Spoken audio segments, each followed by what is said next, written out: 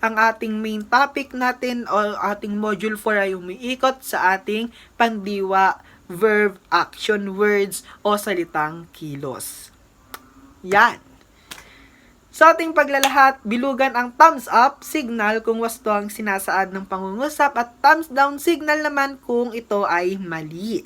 Ayan, so ang pandiwa daw ay salitang nagsasaad ng kilos o galaw. So ito ay tama, thumbs up. Ayan. Ikalawa, ang mga salitang sulat, ligo at aral ay mga halimbawa ng mga salitang nagsasabi ng kilos o galaw. So, tama uli dahil kapag tayo ay nagsusulat, tayo ay gumagalaw. Pag tayo naliligo, gumagalaw. Pag tayo nag-aaral, gumagalaw tayo. Ayan. So, ikatlo, sa gabay na tulong ng mga magulang ang mga bata ay hindi natutong magbasa, magsulat at magbilang sa kanilang tahanan. So, masasabi nating mali ito dahil ang mga bata ay natututo sa kanilang mga tahanan. Ayan, sa pamamagitan ng pagbabasa, mga salitang kilos sa pagsusulat, pagbibilang sa kanilang tahanan, ay masasabi nating ang mga bata pa lamang ay sa tahanan na mismo nagsisimulang matuto ng mga pinag-aaralan sa ating paaralan. Ikaapat, si nanay ang namili, naghanda at nagluto ng aming tanghalian kanina. So, itong pangungusap nito ay isang thumbs up dahil ang ating istruktura na ating pangungusap ay tumugma at tumumpak para sa ating ginagawa ni nanay. Ayan, usapang tanghalian tayo. Syempre, mamimili, naghanda, nagluto. Ang tatlong pandiwang ginamit ay siyang tutugma sa ating pangungusap. At ang huli, lagi kong hinuhugasan ng aking mga kamay upang lalo akong magkasakit. Ayan, so dito medyo may sablay ang ating pangungusap. Dahil nasabi na kapag daw naguhugas ng kamay ay lalo siyang magkakasakit. Kaya ito ay thumbs down. So napakahalaga na susuriin muna natin ang pangungusap. Dahil minsan meron tayong mga nakakalitong mga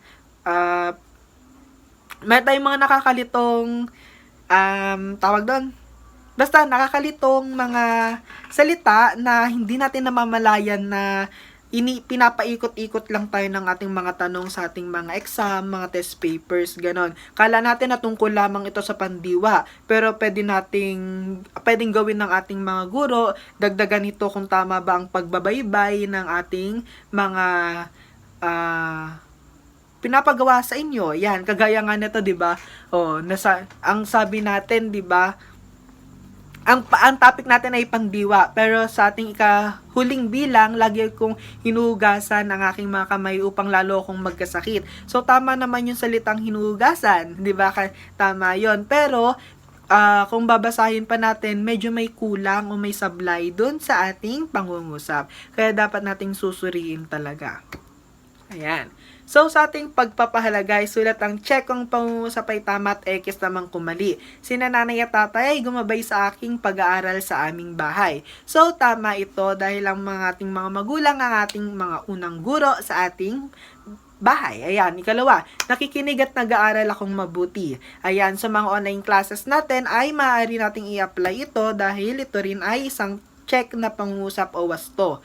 Ikatlo, si nanay ang sasagot ng mga pagsasanay sa aking aralin. Para dito, ito ay isang mali dahil ikaw dapat ang nagsasagot ng iyong mga modules or modular activities, online tasks, learning tasks, exams na binigay sa inyo ng mga guro. Dahil hindi ang iyong mga magulang ang nag-enroll para ikaw ay makatapos ng iyong pag-aaral. Ikaapat, gagamitin at iingatan kong mabuti ang aking learning tablet. Dahil sa ating mga public school, may pinamamahagi silang mga learning tablets. Iyon yung upang maka-access sila sa kanilang mga online classes or mga gawain gamit ang teknolohiya. Ayan. So, dapat ito ay ingatan. So, tama. Kalima, ako ay manonood ng telebisyon habang ako ay nagsasagot sa mga gawaing pagsasanay. So, dito ay medyo sablay ito dahil hindi ka dapat nagmumultitasking. Pwera na lang kung kaya mong pagsabayin ang panonood ng TV at makatapos ka sa oras na naka-schedule sa iyong learning task, ganon. So, kanya-kanya, iba-iba kasi tayo ng IQ, your intelligent quotients, ayan, o yung technique natin kung paano tayo nakakapag-aral. Kasi meron na nakakapag-aral na nakabukas yung TV, meron naman nakapag-aral na tahimik lang, ganun, ayaw nila ng magulo. So, kanya-kanya tayong diskarte ngayong pandemic kung paano tayo makakapag-aral sa ating sari-sariling mga tahanan. Ayan. So, dumako naman tayo sa ating panapos na pagsusulit. Lagyan ng patlang ng angkop ng salitang kilos sa bawat usapan ng dalawang bata. Bilugan ng letra ng tamang sagot. Ayan. So, dito, magandang umaga, Gina. Patlang mo na ba ang ating takdang aralin sa online learning? Ang ating mga pagpipilian ay pumasok, natapos, manood, mag-aral. So, dito, ang ating bibilugan ay ang salitang natapos. Magandang umaga, Gina. Natapos mo na ba ang ating takdang aralin sa online learning? So, ang tanong na ito ay kadalasang tinatanong ng ating mga magulang o ng ating mga guro sa ating sarili. Ayan, so, minsan, ito yung mga kaklase rin natin na nagtatanong. Ito yung kunyaring nagtatanong kung tapos ka na ba sa online learning, pero ang totoo ay wala pa rin silang sagot at kakausapin ka muna nila hanggang mamaya ay hinihingi na nila yung sagot mo. Ganon. So, ito, sabi, oo, Mika, patlang ko na lahat ng ating takdang aralin. So, dito, pagpipilian natin ay gagamitin, nagpakabit, nagawa, kumuha. So, yan, binulugan natin ng salitang nagawa. Oo, Mika, nagawa ko na lahat ang ating takdang aralin. Ikatlo, alam mo ba, Rika, na naglibot na masyal bumili namigay ang mga health workers sa buong Pasig para matiyak ang kaligtasan ng mga mamamayan. So dito para sa ating ikatlong bilang, ito ay ang salitang naglibot. Dahil ang mga health workers natin ang silang naglilibot upang makapag-distribute ng ating mga ayuda or ng ating mga health protocols, yung mga namimigay ng yung mga nagro-ronda, ayun, para sa kaligtasan ng kanilang pamayanan na yan. Oo, patlang, ito yung pagpipilian. Narinig, nasilip, napansin, nakita ko sila kanina nang nagdaan sila sa bahay namin. At ito ay ang salitang nakita. Ibig sabihin ay nasilayan, nakita ni Rika ang mga health workers na dumaan sa kanilang bahay. So, para matiyak ang ating kaligtasan, dapat tayong patlang, magluto, magwalis, maglinis, sarado ng ating bahay, maghugas palagi ng mga kamay at manatili sa loob ng ating tahanan. At ito ay ang maglinis, letter C. Ayan, para matiyak ang ating kaligtasan, dapat tayong maglinis ng ating bahay, maghugas palagi ng mga kamay, at manatili sa loob ng ating tahanan. Ayan, dahil sa simpleng gawain nito ay makakaiwas nga tayo sa sakit. Hindi lamang kasi COVID-19 or coronavirus yung meron tayong sakit. Baka nakakalimutan natin na pwede tayong magkasakit dahil sa ihi ng daga, yung leptospirosis, dahil sa mga lamok, malaria, dengue, typhoid fever, mga ganon. Kaya dapat pa rin natin ingatan ang ating sarili dahil hindi tayo nakasisigurado na ligtas tayo sa kahit anong uri ng sakit. Ayan.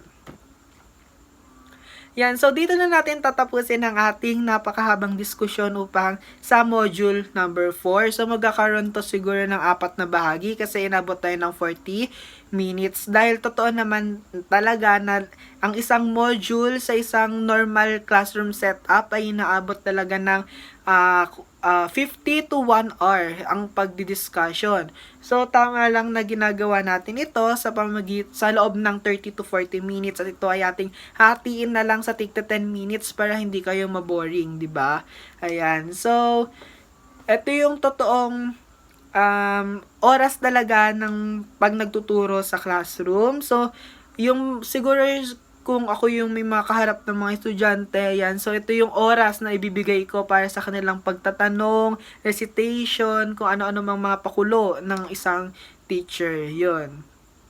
So, ayan. So, maraming salamat sa ating pakikinig. Tayo ngayon ay nakatapos na naman ng isang module. At ito ang module number 4, Quarter 4 sa Filipino Grade 1 na may pamagat na nagagamit ang salitang kilos sa pag-uusap tungkol sa iba't ibang gawain sa tahanan, paaralan at pamayanan. So dito nga natuklasan natin at nasuri nating mabuti ang salitang pandiwa. So, dito na lamang natin tatapusin ang lahat ng module number 4 na to. Kung may mga katanungan kayo, mag-iwang lamang kayo sa ating comment section. Ito ay ating sasagutin sa ating susunod na lecture video. At lagi nating tatandaan na learning is the name of our game. And see you sa ating susunod na module discussion. So, bye-bye!